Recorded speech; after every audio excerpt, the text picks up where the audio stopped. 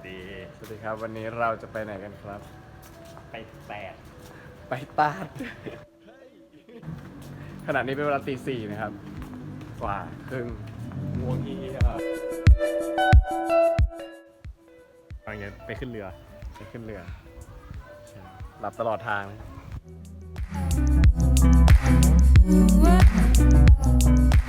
นี่เรือแม่งโยกสุดตีนนะ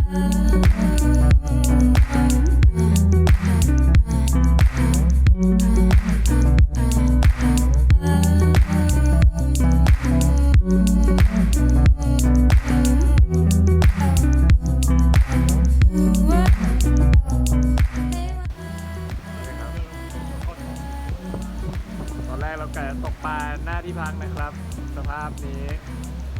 ไม่น่าตกได้อย่าพอ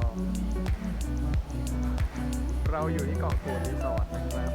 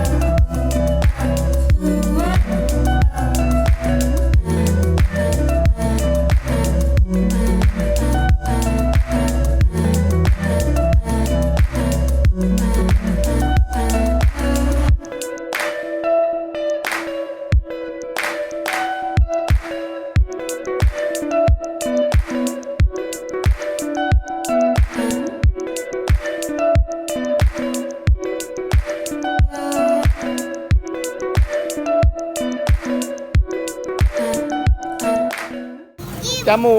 กอันกลาง เจ้า แล้วอันเนี้ย